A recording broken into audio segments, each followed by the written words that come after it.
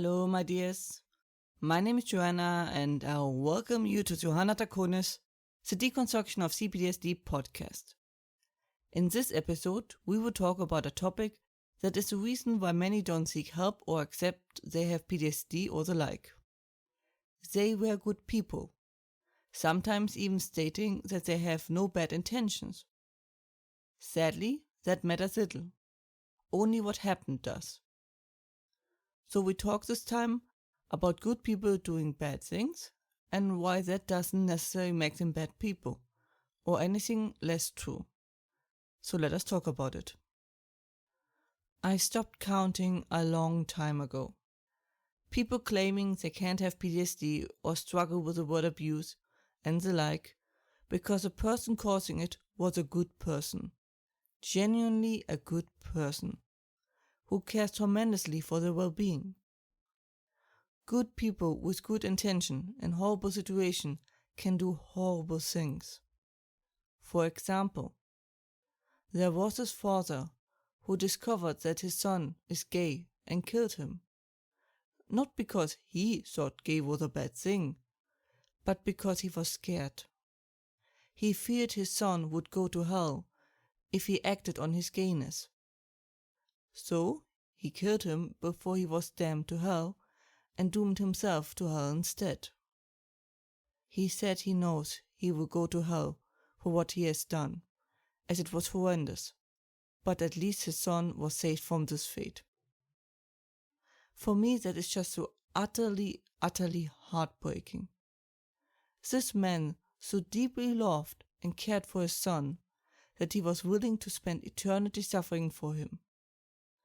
As far as he knew, there were just two solutions, and he was in a state of complete desperation. And in the end, the result of his good intentions are a tragedy. There are countless less extreme examples I could have taken, but it just shows how far this can go. If good intention automatically led to good results, the world would be such a better place. First, we start with the good intentions not leading to good results, and then why bad things don't mean someone is a bad person.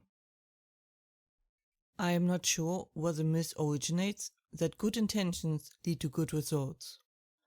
I am sure we all got a gift or did something for someone with good intentions that resulted in a different outcome than we wanted, or sometimes even hurt someone. So we all know that good intentions don't mean good results. Maybe it is because we want it to be the case, or we sympathize with the struggle. Either way, many struggle to talk badly about people who are generally good. They feel like a liar or a traitor or the like, as they feel like accusing the person of a crime when they are merely talking about what happened to them.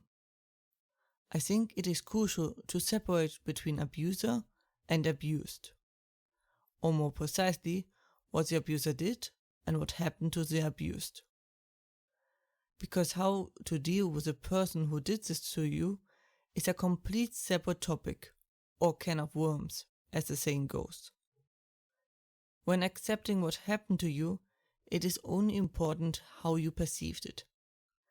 The correction follows in therapy or your healing path. Maybe just a little, maybe a lot. Once again, trauma is based on emotions and not facts. How you feel is important. It is wise to try to separate it as much as you can from the person who harmed you. For many reasons. Have you dealt with what happened to you? Then it is time to deal with the person and what to do. In this context, it doesn't mean just because a person did a bad thing that they are a bad person. One good deed doesn't make a good person, and neither does one bad one make a bad person.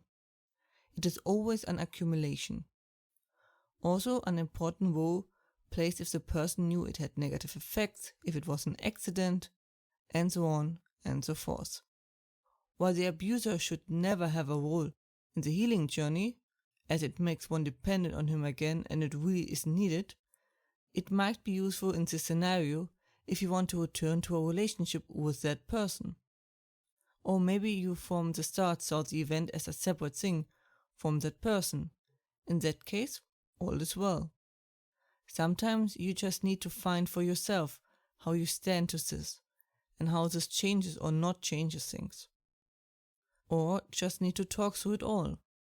And sometimes you might need a form of action of the other person. That is all fine. Just don't expect to hear an answer that will make it all alright.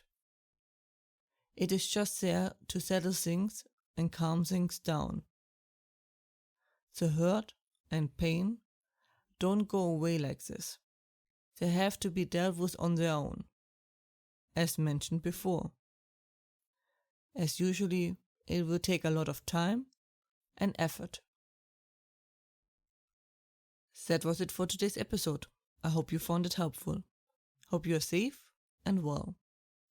And as always, if you have any questions or feedback and the like, please let me know at contactme@johannatakonis.com. More information and transcript you can find is usually under johannatakonis.com/podcast/. Information regarding therapy you can find under johannatakonis.com/therapy/ and links in the description. I hope to see you next time. Watch yourselves and have a wonderful time.